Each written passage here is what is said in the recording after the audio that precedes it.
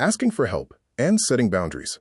As I slowly began to navigate my new reality, buoyed by the incredible support from my loved ones, I encountered another complex internal landscape, the art of asking for help, and, just as importantly, the necessity of setting boundaries. These weren't skills I'd particularly needed or cultivated in my ordinary life before, but they quickly became essential for my well-being and for maintaining healthy connections. Asking for help felt surprisingly difficult, especially in the beginning. There was this constant internal tug-of-war.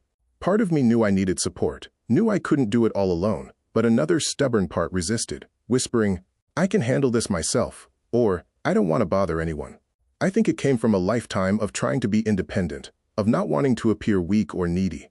And then there was the fear of being a burden, that heavy feeling of being the one who always brought the problems, the sadness, the disruption.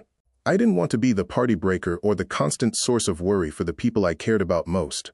These feelings were so real, so legitimate, but I came to understand that letting them dictate my actions could actually be detrimental. It wasn't just about me, my struggle affected them, and my refusal to ask for appropriate help could inadvertently make things harder for everyone.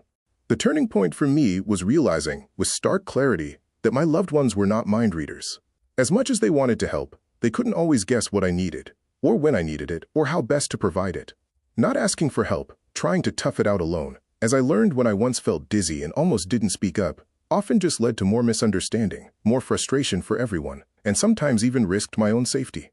It was far better, I learned, to voice a need, however small, than to let a problem escalate. Learning to ask, truly learning, started with being honest with myself. I'm not okay.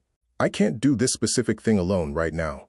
Admitting that vulnerability, first to myself and then to others, felt like the first real step. It wasn't about giving up, it was about being realistic. This wasn't some simple DIY project I could just power through with sheer will. This was my life, my health, my incredibly complex emotional and physical state, and it was impacting everyone around me. I learned that asking for help wasn't a sign of failure, but an act of trust. Trusting the people I loved to want to support me, and trusting myself to guide them. And that concept of helping them help me became so important. Sometimes they genuinely didn't know what to do, and my clear, gentle request was exactly what they needed to feel useful and truly connected. The types of help I needed varied enormously. Sometimes it was practical. A ride to an appointment, help with a meal when I had no energy. Other times, it was purely emotional. Just needing someone to sit with me quietly, or to listen without offering solutions while I vented my fears or frustrations. And then there was informational help. I needed information, but I also needed it to be managed carefully. Too much, too soon, or the wrong kind of overwhelming information from well-meaning friends could be deeply depressing. I had to learn to ask for what I could handle, and to gently deflect what I couldn't, accepting that my capacity for information changed day by day. This naturally led to recognizing the vital need for boundaries. It wasn't about pushing people away, it was about protecting my own very limited energy and emotional reserves. I realized that to keep the lines of communication open and healthy, I had to be clear about what was okay and what wasn't, for me at any given time. This was particularly true when it came to conversations. As much as I appreciated people caring, I couldn't always be the patient, the one whose illness was the only topic. I needed normalcy. I needed distraction. I needed to talk about their lives, about silly things, about anything but the tumor sometimes. Setting these boundaries, or lines in the sand as I thought of them, felt incredibly delicate, especially with people I loved and trusted, people who were only trying to help. My approach became about being as direct but also as kind and gentle as possible. I always tried to preface it by acknowledging their good intentions. I know you mean well, and I really appreciate you caring so much, but right now, what I actually need most is X. Or, could we maybe talk about something else today?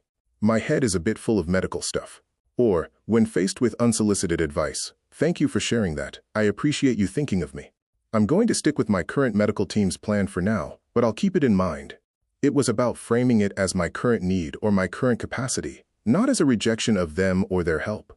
The goal was always to fine-tune the support, to guide it towards what was genuinely helpful for me in that moment, while keeping the connection strong and encouraging their continued presence in my life. My experience was that when I communicated this way, with honesty and gentleness, people really did understand and respect it. It wasn't about giving orders. It was about letting them know how they could best support me in a way that actually felt supportive. Looking back on this whole challenging process, the most profound lesson I learned was about the art of asking for help. It's not just about the words you use, but about the internal shift required to overcome pride, fear, and the desire for complete self-reliance.